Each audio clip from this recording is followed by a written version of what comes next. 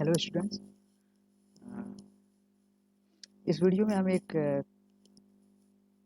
Class ninth का question है और इस क्लास नाइन्थ के क्वेश्चन को हम सॉल्व करने जा रहे हैं। मतलब लाइन बाय लाइन हम इसको एग्जीक्यूट करेंगे। देखते हैं इसका आउटपुट क्या होता है। जस्ट समझने के लिए कि जो भी कोड लिखा गया है वो क्यों लिखा गया है, इस क्वेश्चन को हम समझेंगे और इस कोड को समझेंगे या कोड कैसे लिखा गया है। क्वेश्चन हमारा है program to calculate means write a program to calculate and print the sums of even and odd integers of the first n natural numbers। Question के हिसाब से हमें करना क्या है, प्रिंट करना है sum of even and odd integers. Even integers का सम और ऑड इंटीजर्स का सम दोनों अलग अलग करना है of the first n natural numbers, शुरुआत के n नेचुरल नंबर्स का। इसके लिए इन्होंने क्या किया हुआ है, एक क्लास बनाया हुआ है, पब्लिक क्लास नंबर्स के नाम से एक क्लास बनाया हुआ है। फिर इन्होंने public void sum of natural numbers के नाम से एक मेथड बनाया हुआ है। हम इसको रिप्लेस करके यहाँ हम मेन मेथड बना सकते हैं। इसको हम हटा करके यहाँ पर हम मेन मेथड बना सकते हैं। मेन फोकस हमारा क्या होगा, मेन फोकस हमारा ये होगा कि इस मेथड के अंदर कोड क्या लिखा गया है, उस कोड का मीनिंग क्या है, मतलब क्या है।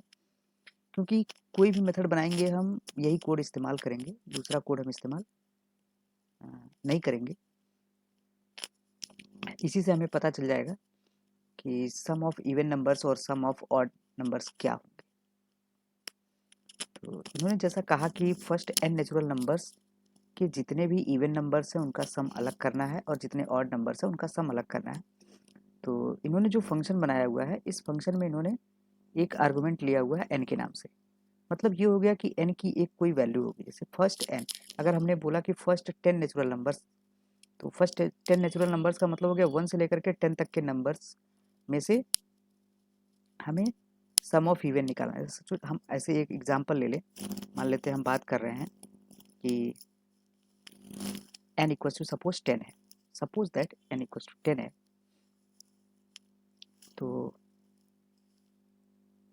सम इवन क्या होने वाला है, सम इवन का मतलब जितने भी इवन नंबर्स हैं और वो भी 10 तक, तो 2 हो गया, प्लस 2 के बाद 4 हो गया, प्लस 6 हो गया, प्लस 8 हो गया और फिर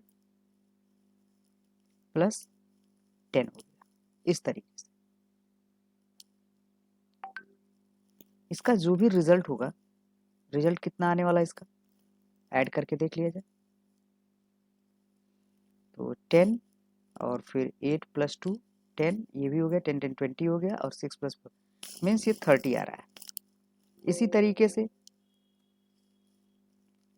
सम ऑफ ऑड इंटीजर्स जो है उनका सम पहले 1 होगा, फिर 3 होगा, देन 5 5 5 7 प्लस 9। इनको सम करें कितना होगा, 9 प्लस 1 10 हो गया, 7 प्लस 3 ये भी 10 हो गया, 10 प्लस 10 20 और ये 25। तो इसका आउटपुट कुछ ऐसा आना चाहिए, मतलब सम ऑफ इवन जो आना चाहिए वो 30 आना चाहिए। अगर n की वैल्यू 10 है तो हमने एक आइडिया दे दिया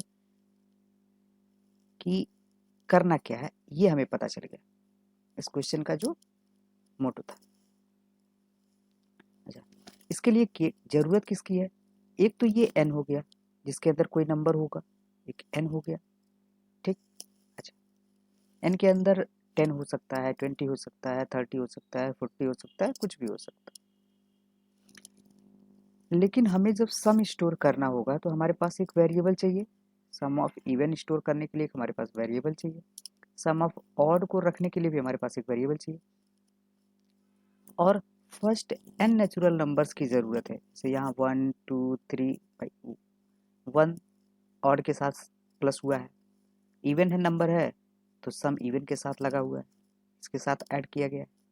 तो इस बात को गिनने के लिए कि कितने नंबर्स हैं 1 2 3 4 5 इस तरीके से कितने नेचुरल नंबर हो रहे हैं, एक एक नेचुरल नंबर्स की ज़रूरत है, तो इसके लिए CTR इन्होंने रखा। ठीक है, CTR हम ये समझ सकते हैं कंट्रोल के नाम से, कंट्रोल काउंटर जो भी समझते हैं, जस्ट ए वेरिएबल, वेरिएबल का नेम तो कुछ भी हो सकता। अब करना क्या था, मेन लॉजिक हमारा क्या है कि जो ये CTR की वैल्यू होगी, CTR की वैल्यू पहले 1 होगी, फिर 2 होगी, फिर 3 होगी, इस तरीके से। तो जो CTR की वैल्यू होगी, अगर CTR की वैल्यू 1 है तो इसमें मॉडुलस बाई 2 करेंगे, मीन्स अगर मॉडुलस बाई 2 से क्या होता है, रिमाइंडर निकल के आता है। तो अगर CTR की कोई भी वैल्यू हो, चाहे वो 1 हो, 2 हो, 3 हो, 4 हो, इसमें जब 2 से डिवाइड करेंगे या तो रिमाइंडर 0 बचेगा या तो रिमाइंडर 1 बचेगा। रिमाइंडर 0 कब बचता है, जब CTR की वैल्यू इवन होगी। CTR जब एक इवन नंबर होगा तो 2 से डिवाइड करने के बाद रिमाइंडर 0 बचेगा। और क्वेश्चन के अकॉर्डिंग क्या है कि सम ऑफ इवन नंबर्स अलग करने हैं, इवन नंबर के सम अलग करने हैं, ऑड नंबर्स के सम अलग करने हैं। तो जैसे ही ये कंडीशन ट्रू होगा तो क्या होगा, ये जो शॉर्ट हैंड ऑपरेटर का यूज किया गया इसका मतलब ये है, इसका मीनिंग है कुछ ऐसा, sum under score even equals to sum under score even plus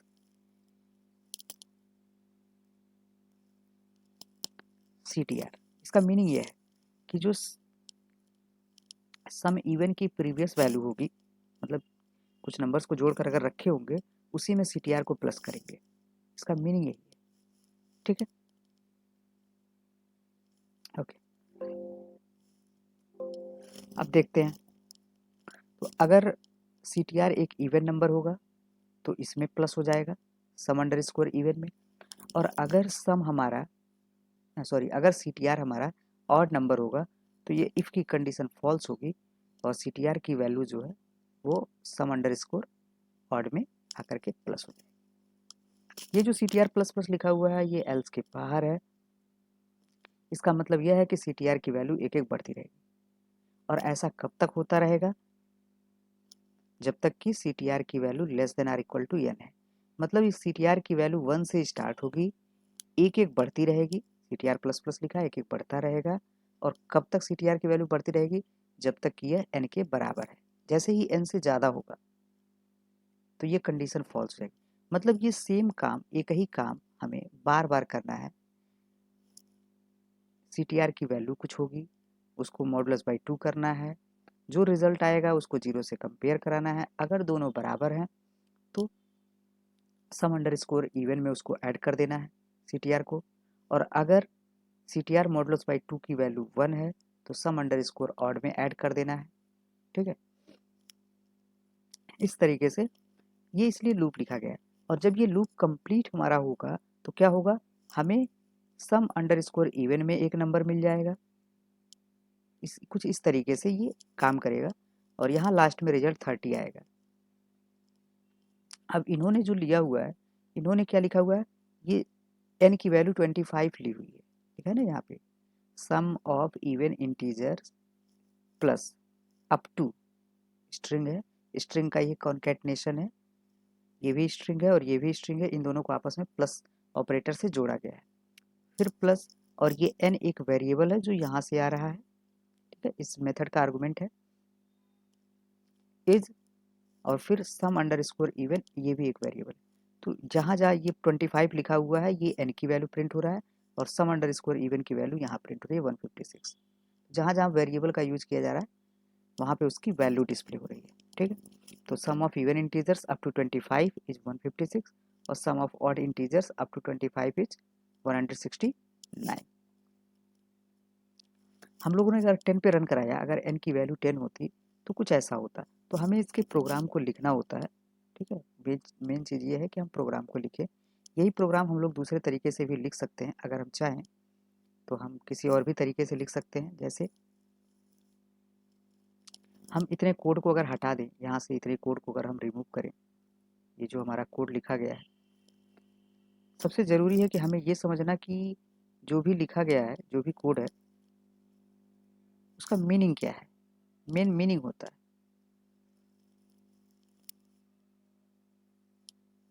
ये कोड है, तो ये सब आउटपुट तो ठीक ठाक है, ये पूरा है।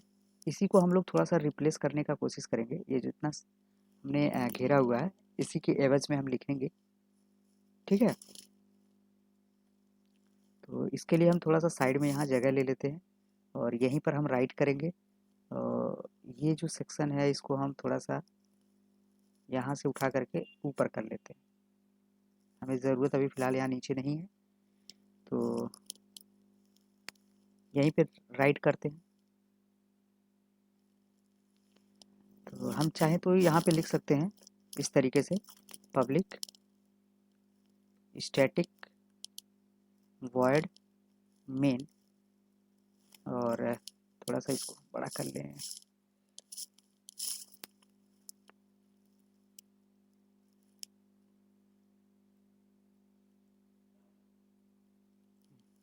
मेन स्ट्रिंग एरे args,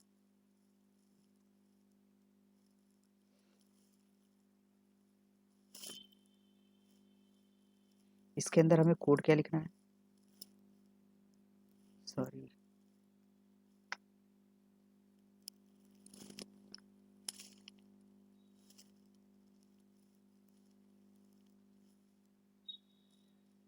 इसके अंदर हमें कोड क्या लिखना है, हमें इनपुट लेना पड़ेगा, कहीं ना कहीं से इनपुट लेना पड़ेगा, ठीक है, कहीं ना कहीं से इनपुट लेना पड़ेगा। तो सिंपल पहले अगर हम कोड समझते हैं तो हम काम कर सकते हैं इस पे, स्कैनर का यूज कर सकते हैं। जैसे कि अगर हम हमें ज़रूरत है कि हम यूज़र से इनपुट लें, हमारा प्रोग्राम ऐसा हो जिसमें यूज़र से इनपुट लें, तो जाहिर सी बात है हमें यहाँ पे इंपोर्ट करना पड़ेगा, यहाँ पे इंपोर्ट करना पड़ेगा, स्कैनर क्लास को इंपोर्ट करना पड़ेगा, स्कैनर क्लास से इनपुट लेना पड़ेगा, ये सारी चीज़ें। तो वो चीज़ें हम किसी दूसरे प्रोग्राम में देखेंगे, ठीक है। बहरहाल हम इसको समझें कि ये काम कैसे कर रहा है। तो इस चीज़ को हम कुछ ऐसे कर सकते हैं, int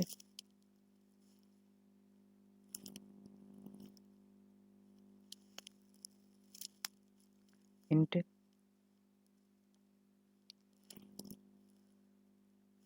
n equal to, suppose मान लिए कि हम 10 है, ठीक है, हम थोड़ा सा प्रोग्राम समझेंगे।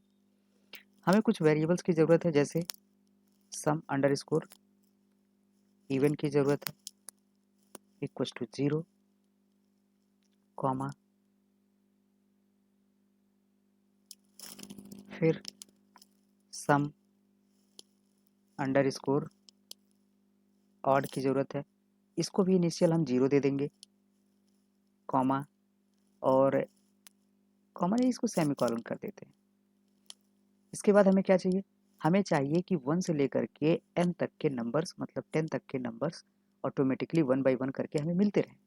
इसके लिए हमें एक लूप की ज़रूरत है, फॉर लूप का यूज कर लेते हैं, उन्होंने वाइल किया हुआ, हम फॉर का यूज कर लेते हैं। इंट i इक्वल टू 1 से स्टार्ट करें,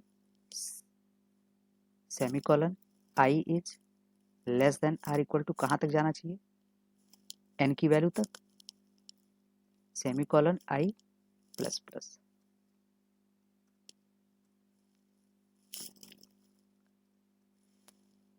अब इसके अंदर क्या होगा कि i की वैल्यू जैसे जैसे बदलती रहेगी, i की वैल्यू 1 2 3 4 होगा, ऐसे ही n की वैल्यू तक होगा।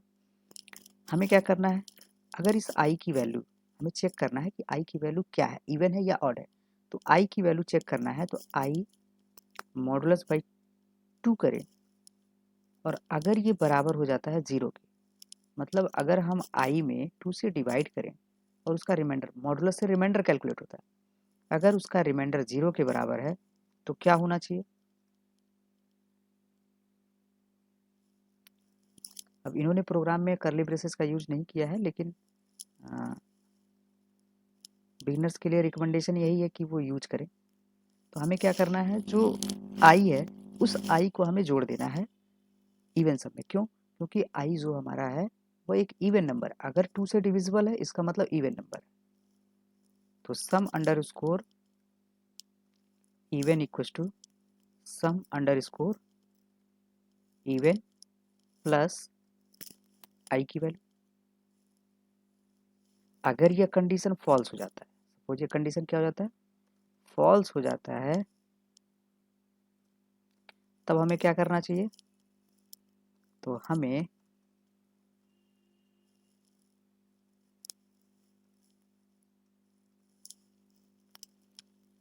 सम अंडर स्कोर ऑड, जाहिर सी बात है अगर कंडीशन फॉल्स हुआ इसका मतलब ऑड नंबर है, तो हमें सम अंडर स्कोर ऑड नाम से जो वेरिएबल बनाए हैं उसमें हमें आई को प्लस कर देना चाहिए। ठीक है, क्लियर है ये पॉइंट?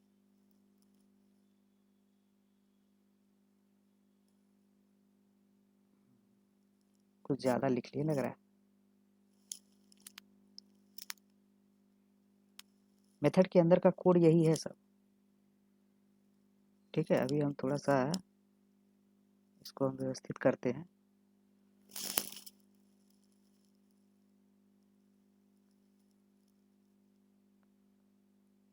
ये जो कोड है इसको थोड़ा और करते हैं। ठीक है,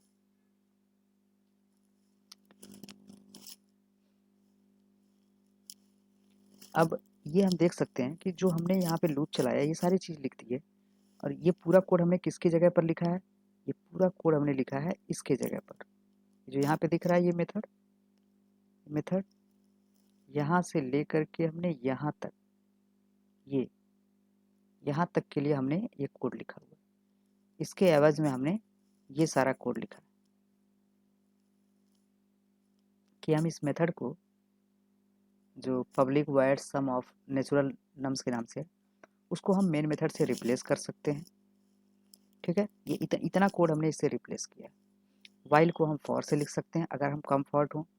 ठीक है, फॉर लूप वैसे ही ऑब्वियसली आसान होता है, बच्चों के पॉइंट ऑफ व्यू से काफ़ी आसान होता है। ठीक है, तो हम इसे ऐसे ही समझेंगे, एक एक लाइन को इसको रीड करेंगे, एक एक इंस्ट्रक्शन का मतलब समझेंगे, ये प्रोग्राम ऑटोमेटिक धीरे धीरे समझ में आने लगेगा। अगर 10 होता तो ये आउटपुट आता, अगर इसी की जगह पे 25 होता तो ये आउटपुट, मतलब कुछ आउटपुट इसका चेंज हो, जैसे इसके फॉर्मेट में आएगा इस तरीके से, जैसे ये आउटपुट दिया हुआ है कुछ ऐसा ही आउटपुट आएगा, बट ये है इसकी वैल्यू चेंज होगी। जैसे अगर हम दिखाएं यही चीज़ हो, आउटपुट जब आएगा इसका इस कोड का आउटपुट, जैसे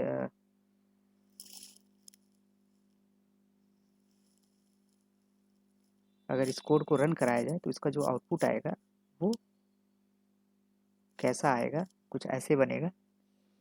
दिखते हैं, ये दो चीज़ें मिटा देते हैं, इसकी वैल्यू यहाँ पे चेंज हो जाएगी, ये जो है ये रिप्लेस हो जाएगा, ये भी रिप्लेस होगा, और ये भी रिप्लेस होगा, और ये भी रिप्लेस होगा। ठीक है, तो हम कैलकुलेट किया हुआ है, इसके हिसाब से कुछ ऐसा आएगा।